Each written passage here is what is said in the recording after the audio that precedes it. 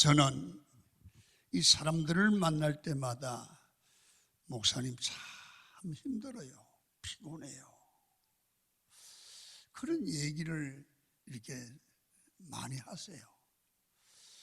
그래서 기도하는 중에 요사이는 세상 힘이 아닌 은혜로 주시는, 하나님이 주시는 새 힘을 얻어야 하겠구나. 그래서 여러분, 설교 제목을 새 힘을 얻어야 한다. 이때는 새 힘을 얻어야 된다, 그런 게 좋겠지만 설교 제목은 너무 길면 안 된답니다. 그래서 새 힘을 얻어야 된다, 이런 주제로 설교를 하겠습니다. 결국은 무슨 얘기냐면, 어려워도 하나님이 주시는 새 힘을 얻으면 승리한다, 그런 얘기입니다. 예배를 드리고 설교를 듣다가 그래 그러면 돼, 이렇게 주먹이 쥐어지고 새 힘이 솟아나기를 축원합니다. 요즘 사람들은 누구나 습관처럼 피곤하다 그런데요. 오늘 이사야 40장 29절에 보면 이렇게 말씀을 한번 읽어봐요. 시작. 피곤한 자에게는 능력을 주시며. 30절도 보면 이렇게 써요. 시작. 소년이라도 피곤하며 곤비하며. 이 소년도 피곤하다는 거예요, 성경에. 이 요즘 우리의 얘기가 아니겠습니까?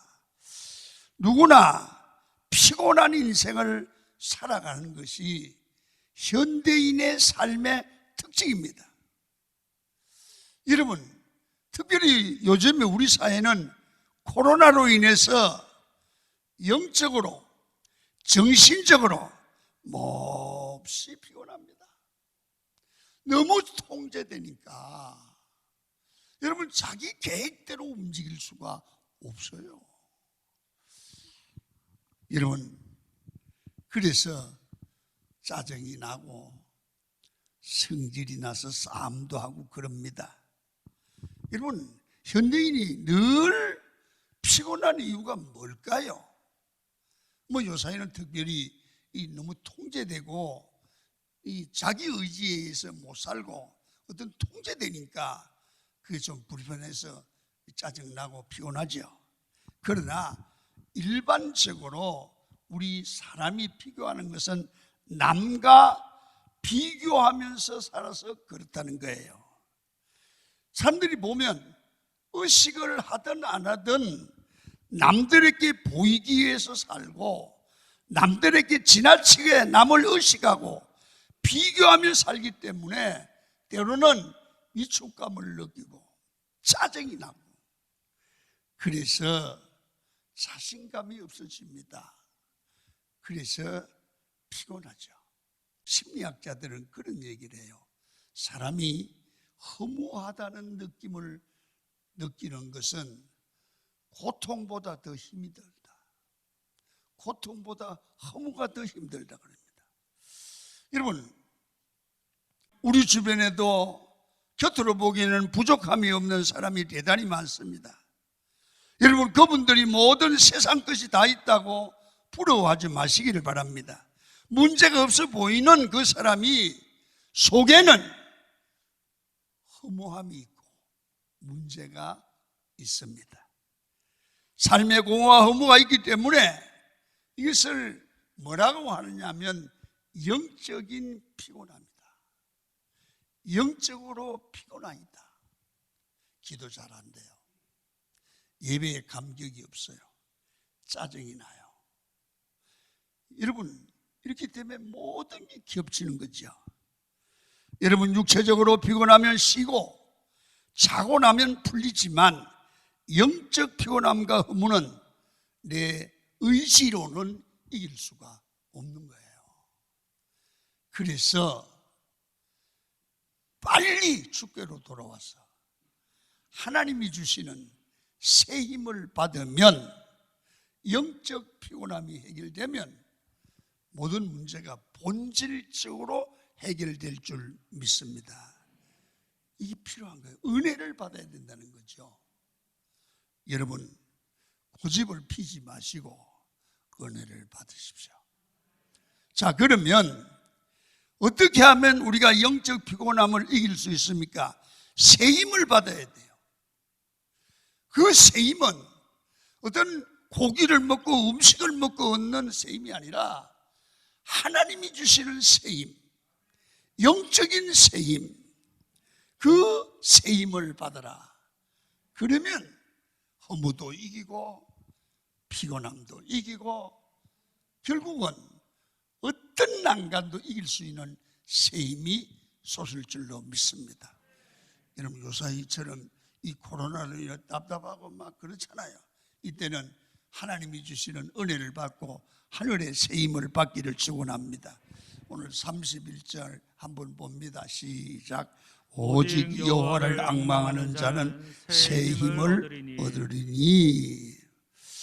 오늘 새 힘을 얻어야 되는데, 새 힘은 하나님을 바라보면서 새로운 힘, 능력이 나온다는 겁니다.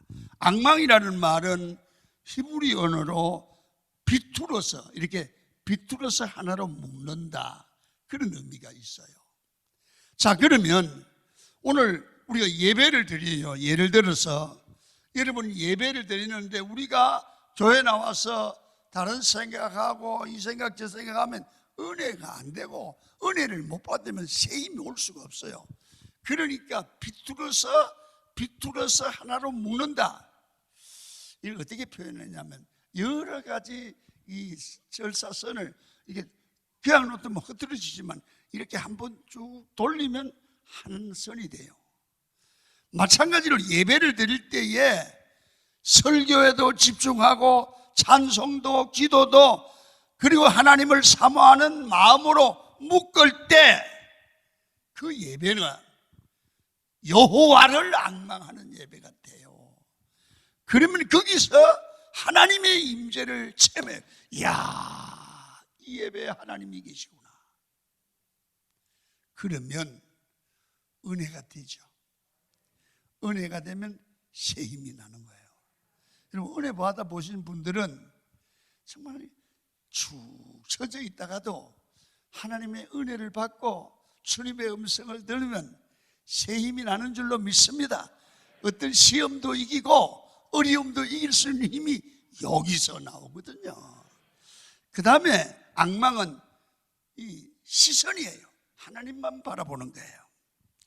신앙생활은 뭡니까? 믿음을 붙드는 겁니다. 하나님을 의지한다는 말인데 하나님만 바라본다는 것은 우리의 시선을 하나님께만 둔다는 거예요. 하나님이 제일 기뻐하시는 게 뭘까? 여러분 성도가 세상을 바라보지 않고 하나님만 바라보는 것입니다. 내게는 하나님밖에 소망이 없습니다. 주님이 나의 전부입니다. 여러분, 하나님만 바라보는 이 신앙의 고백을 하나님이 제일 기뻐하십니다. 내 자식이 나만 바라보고 믿듯이 하나님도 우리 하나님만 믿고 바라보는 것을 하나님은 영광스럽게 생각하는 것입니다. 그래서 우리는 신앙이 뭐냐 하면 시선입니다. 할렐루야. 예배는 무엇입니까?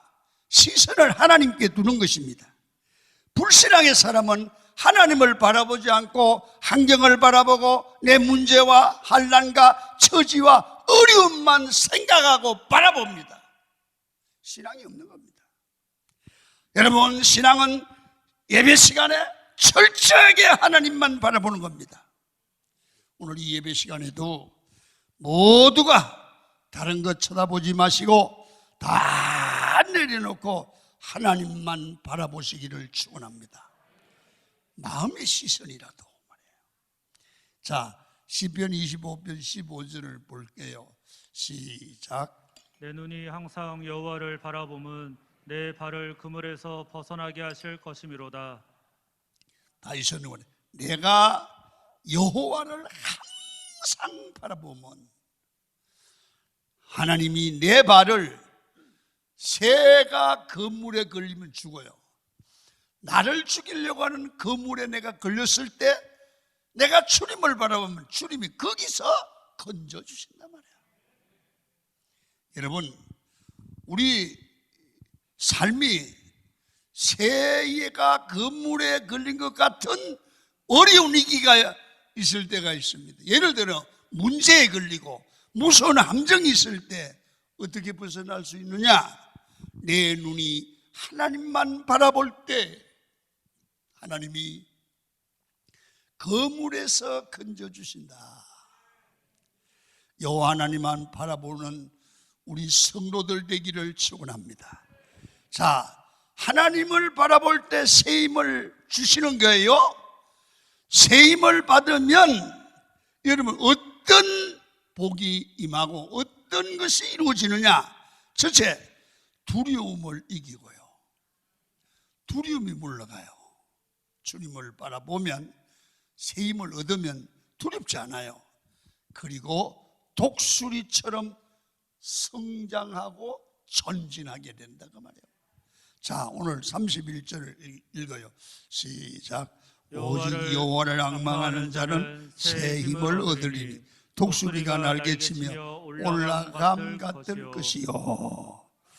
우리의 삶이 힘든 이유는 두려워서 그래요. 죽을까봐, 망할까봐, 실패할까봐, 부끄러움을 당할까봐 두렵죠. 이 두려움을 이기는 길은 내가 잘해서가 아니라 나를 붙드시는 하나님만 믿고 바라보고 그를 향하여 달려가면 새 힘이 와지는 거예요. 여러분, 성경에 보시면 이스라엘을 묘사할 때 하나님이라는 표현을 독수리에 비교하지요. 훈련받는 새끼 독수리를 이스라엘로 표현하고 있어요.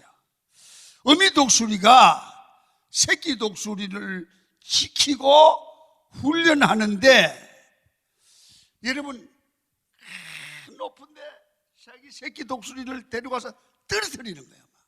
그래 막 몸부림치면 어머니가 딱 가서 받아요. 떨어질 때 죽지 않게. 그러면 훈련도 강하게 시키고 사랑을 하는 거죠.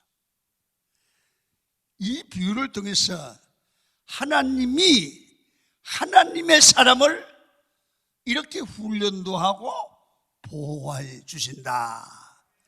그 사랑을 알고 살면 두렵지 않다 말이야. 아멘. 자, 시편 37편 24절에 그래서 이렇게 말씀합니다. 시작. 그는 넘어지나 아주 엎드러지지 아니하면 여호와께서 그의 손으로 붙드심이라. 하나님이께서 새 힘을 주신다는 것은 우리에게 그 능력의 손으로 함께하여 붙들어 주신다는 확신을 우리에게 주는 거예요. 예수쟁이는 확신이 있어야 돼요. 언제나 하나님이 나와 함께 가시고 나를 도와주신다, 붙들어 주신다, 넘어지더라도 다시 일어날 수 있게 도와주신다는 확신이 변하지 말기를 축원합니다. 이 예수 믿는 사람입니다. 하나님께서 우리에게 새 힘을 주신다는 것이 뭡니까? 우리 삶에 넘어져도 결코 망하지 않도록 하나님이 책임진다는 말인 줄로 믿습니다.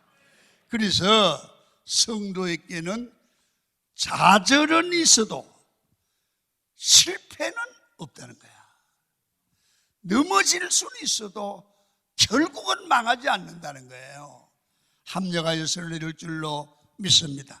하나님이 다시 일으켜 세워주시는 하나님의 은혜를 주신다고 말입니다. 그래서 성경은 이렇게 말해요. 성도는 넘어지나 아주 엎드리지 아니하면 여호와께서 그의 손으로 붙드십니다. 이게 바로 하나님이 주시는 새 힘이라는 것입니다. 우리는 하나님이 주시는 새 힘으로 승리해야 될 줄로 믿습니다. 여러분, 하나님을 바라본다고 하지만 우리 삶에 여전히 마음에 두려운 분이 계십니까? 여러분, 두렵다는 얘기는 하나님을 안 믿는다는 얘기도 비슷합니다. 오직 여호와를 앙망할 때 하나님께서 우리에게 새 힘을 주시고 확신을 주시는 줄로 믿습니다. 주님 안에 있는 자는 반드시 하나님이 지켜주시고 보호하시고 독수리 날개치며 올라간 같은 새 힘을 주셔서 결국은 승리하게 하시죠. 두 번째는 주님을 바라보고 새 힘을 얻으면 어떤 역사가 있느냐? 하나님이 동행하는 삶을 살게 되는데, 하나님이 나와 동행하는 것은 뭐냐 하면 보이지 않는 거, 육의 눈으로 보이지 않으시고 하나님이 함께하는 일이 삶을 통해서 나타나는 거예요. 예를 봐요. 요셉이가 벌거벗었어요. 이 다 사람이 짐승 취급을 하는 노예예요. 그런데 이 사람이 빈손으로 왔고 옷을 벗고 왔는데도 뭐만 하면 되는 거야. 뭐만 하면 일이 이루어져. 그래서 사람들이 그래, 야, 저놈은 달로 하나님이 함께하는 사람이구나 알게 됐단 말이에요. 그러니까 뭡니까? 보이지 아니하시는 하나님이 요셉을 붙들므로 요셉은 누구보다 강한 자가 됐다. 이게 새 힘을 받은 자의 모습이야. 우리가 세상 사람들과 똑같아요. 별말 하지 않아요. 그런데 하나님이 이 사람이 기도하면 응답이 되는 거라. 이 사람이 뭘 하면 되는 거야. 여러분이 그렇게 되기를 축원합니다. 그 사람이 하나님께 새 힘 받은 사람이야. 한번 따라해요. 주여, 내게 새 힘을 주옵소서. 새 힘 받은 사람은 다른 사람들과 똑같은 것 같은데 다르다 그 말이에요. 그래서 우리 삶에서 가장 강력함은 하나님이 나와 동행해 주는 거야. 이 사람은 일상에서 지극히 작은 것부터 충성을 다하는 삶을 살아가요. 하나님과 동행하는 신앙생활을 할 때에 삶에는 반드시 열매가 맺혀요. 자, 성경을 봅니다. 31절 시작. 오직 여호와를 앙망하는 자는 새 힘을 얻으리니 독수리가 날개치며 올라감 같을 것이요 다른 박질하여도 또 곤비하지 곤비하지 아니하겠고 아니하겠고 걸어가도 피곤치 아니하리로다. 본문에 독수리를 우리 그리스도인 신앙으로 표현을 했어요. 그런데 오늘 참 자세히 이 성경을 31절을 자세히 보면 이 독수리의 그 특성을 세 가지로 말해요. 첫째는 날아가다가 뛰어가다가 걸어간다. 이렇게 비교를 했어요. 오늘 본문에 보면 자 봐요. 하나님의 사람이 예수 믿는 사람이 은혜 안에 영적 성장하는 것도 똑같다는 거죠. 첫째 뭐냐면 처음 예수 믿을 때는 얼마나 은혜 받고 나면 기쁜지 막 날아가는 거, 펄펄 날아가는 것 같아요. 그래서 영적 항올기가 온다는 거죠. 너무 기쁘고 신앙에 감격이 있고 뜨거움이 있고 예배만 드리면 눈물도 왜 그렇게 잘 나? 기도하면 막 은혜가 되고 찬송을 부르면 은혜가 돼. 여러분 전도와 봉사도 즐겁습니다. 막 펄펄 날라요. 이게 예수 믿고 처음 은혜 받았을 때에 독수리가 날개치며 올라가는 것처럼 믿음이 성장해요. 두 번째 이제 단계가 오는데 영적 도약기예요. 뭐냐면 이때는 달려가는 것만 해도 굉장히 즐겁죠. 예를 들어 이때부터는 자신의 삶이 알아요. 변화되고 있어요. 세상이 줬던 삶이 별로 안 좋아지는 거예요. 하나님이 좋아지는 거예요. 여러분 술과 담배도 끊게 되고 성질만 부리던 내가 어느 날 내가 봐도 온순해졌어요. 교회가 오는 게 왜 그런지 모르고 좋아졌어요. 기쁨의 삶이 회복되고 예배의 간격이 회복되어집니다. 이렇게 자신의 삶이, 생각들이 내가 봐도 놀랄 정도로 변해가는 거예요. 달려가는 거죠. 교회도 예수 믿은 지 몇 년 돼도 여러분 안 변하는 사람도 있어요. 그러나 교회 나온 지 3년 4년 되는데도 수십 년 믿은 사람보다 더 잘 변하는 사람도 있어요. 여러분 오늘 여러분의 신앙은 어떻죠?